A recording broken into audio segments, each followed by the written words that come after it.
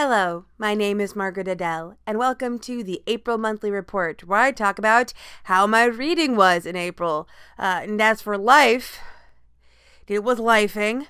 I don't know if you've ever worked in education, but if you have, the hardest and most stressful time in education is that part before a break, when the break is on the horizon and everyone's excited for it, but you still got to make the kids do work.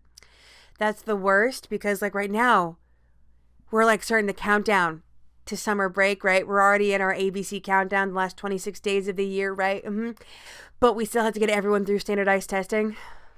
And of course, it was my birthday. And of course, I work in a behavior disorder room. And, this kid had a DHS case open. This kid had the meds stop working, whatever. It's been a time. But I did have my read less challenge that I picked for this month, where I was purposefully setting myself a limit that I could not read above a certain limit. Admittedly, I'm not fully finished with it yet because it is only April 29th as I film this. I will be filming that and then retroactively come back and link it down in the description if it isn't in there when this uploads.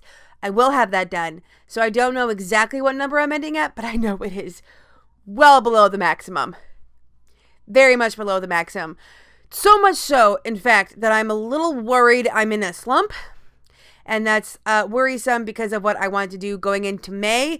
But first, let's talk about April. The first section is the notable news. And unfortunately, the only notable news I have besides the Read Less Challenge is kind of a bummer because I have decided to drop out of the Small Spec Book Awards as a reader, which was basically their version of a judge. I loved the idea of it, focusing on speculative fiction from small presses, but as I was trying to read the books, it just wasn't working.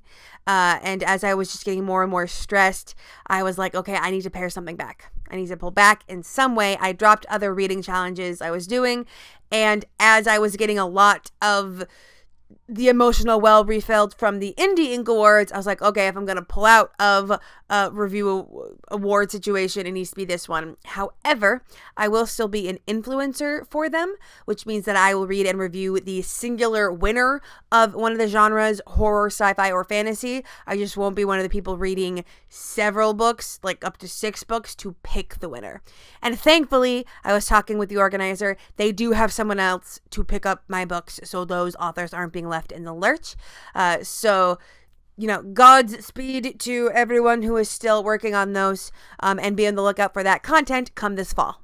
Up next is the budget, and whether or not I'm still doing well on this depends on your perspective. Now, I am hoping to spend around $30 a month max for books throughout the entire year, meaning that there will only be $360 spent on books by the end of this year if I stick to it. Again, I might up it to $50. I might just rely on my fun money budget to guide me because now my book buying is part of my larger fun purchasing in our household budget. But regardless, it is kind of fun to see if I can keep it underneath that number. But I didn't do that for April. I did great in March. Okay, I would like to remind everyone that I went on a book buying ban and stuck to it. $0 spent in March. But I had 42 something spent in April. Let me look at the blog post here. $42.18. Now, I was doing really well. Under 30, doing really well, using up my gift cards from donating blood. Awesome. The problem was late in the month, I discovered Independent Bookstore Day was coming up, and we have a lovely little queer indie bookstore in our area, right across the river. And they announced they were coming up with a new drink just for the day, and it has pineapple, and I love pineapple, and Blue Sky was in love with Independent Bookstore Day. And didn't you know that Amazon was trying to promote sales just to undermine Independent Bookstore Day? So I was like, fuck it, I gotta go. Doesn't matter that I only have $8 left of the book budget. I'll make it work. That's fine. But then I got there, and I saw a book that I'd been interested in for a while that I'd thought about getting before. And it was just so cool to feel like a part of something. I mean, the store was packed. The line to get drinks was out the door 20 minutes after open.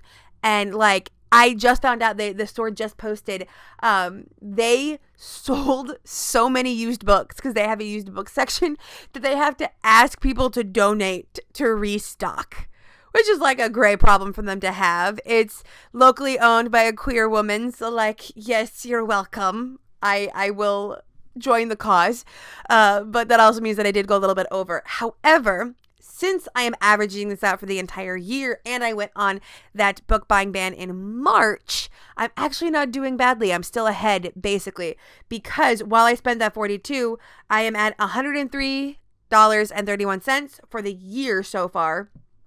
And for this entire year, the first 4 months, my limit was $120 if I had spent $30 every month. So I'm still $16.69 ahead of where I'm supposed to be. So I still got that going for me. And the book I bought was one that I genuinely have been interested in for a while, and it's pop nonfiction, which I do love. So it'll be fun. I got a ton of books over the course of April, just out of like a thrift books haul. And my husband's coworker donated a bunch of books to our little free library, and I might have picked some out. Like, I have plenty. I also got a gigantic library haul for the readathon. So I shouldn't need to get a lot of books come May. I can't remember what month I'm in. Unless one of those randomized prompts in the readathon requires me to get a book from somewhere else, and then I'll maybe just do it from Amazon with the gift cards. Regardless, I'm still claiming victory, even though I went a little bit over. And here's hoping that I can keep this up. Challenge tracking. I'm not going to lie, this one is a little bit nerve-wracking because my brain got really used to making a lot of progress in challenges, and so doing a read less challenge was hard for me, I'm not going to lie. But regardless, for series, I actually did make a lot of progress, only because I finally DNF'd a series that I wasn't that interested in, despite the fact that it was 11 books long. Like, I finally had this realization of, like, that series is too long to continue 10 books later if I'm not, like, at least genuinely very interested in. So we DNF'd it. I am currently working on 18 total series. I am not up to date on 13, and I have 56 books left, because your girl loves really long series. I can't help it. And I am always at risk of starting a new one or finding out that someone has released another installment in the series that I didn't know about. Like, it's a constant issue, but that's why it's my big goal, right? The one that's meant to take a couple of years. And it will take a couple of years. NetGalley, no movement. Literally no progress. I am still sitting at 75% for my ratio with one arc out. And I have no intention of reading that arc any sooner than summer break. Because yes, it is the one where I want to hand sew a thing according to its instructions. So I don't really care that much about this one, to be honest with you. Because again, I got so many review books from authors just sitting there. So I gotta read those first. We'll let the NetGalley sit for now. Reading challenges. Nothing in the bingo board from hell, as usual, as to be expected. And I made only the tiniest bit of progress in the 52 book club challenge, and I am only at 58% completion. I say only because it was only like a couple degrees of percentage farther than I was before. That is still stupidly far for where we're at in the year. So I'm going to remind myself that it's okay. We're still really far ahead. And hopefully that'll make it okay. My brain really just wants to accomplish tasks. Up next is the notable reads. And once again, we are not doing a negative notable reads just because I didn't read a lot. And most of what I read was just continuing a series that I already liked. And the one I didn't really like, well, it's kind of my fault. I should understand how that author works by now. But regardless, I do still have a notable positive read. And that is You May Also Like by Tom Vanderbilt. Taste in the Age of Endless Choice.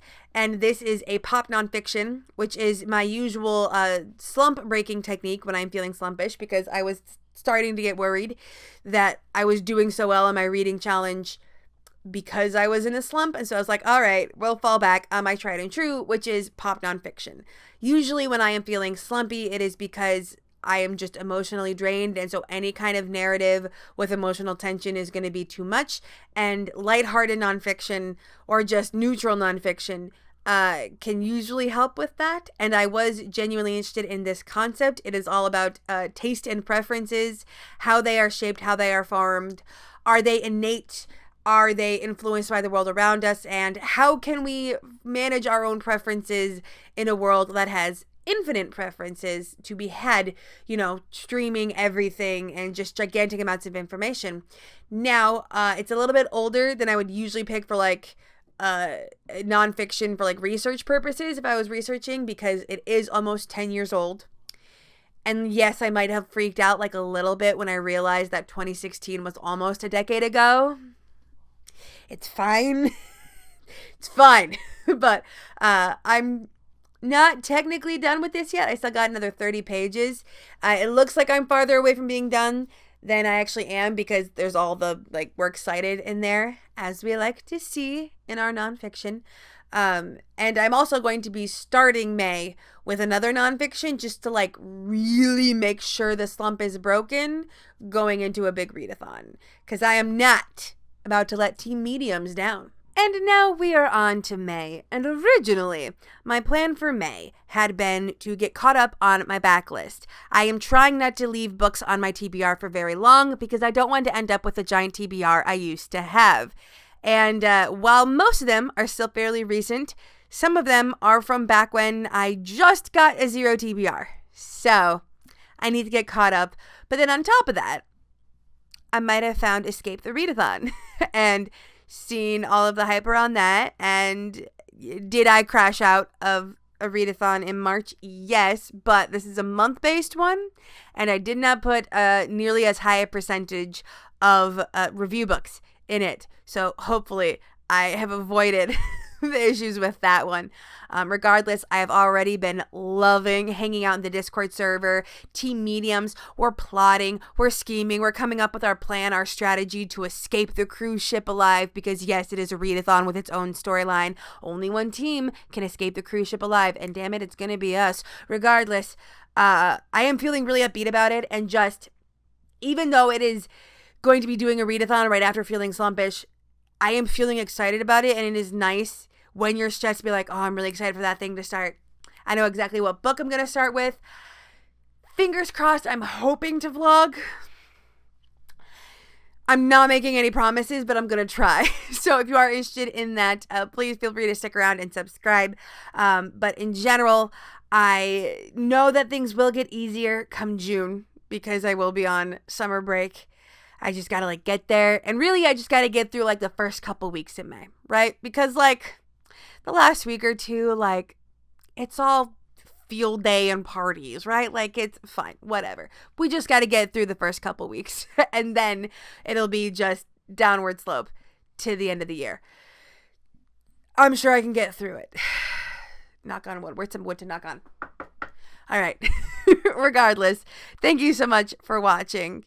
And with nothing else to say, I hope you have a wonderful day and a marvelous tomorrow.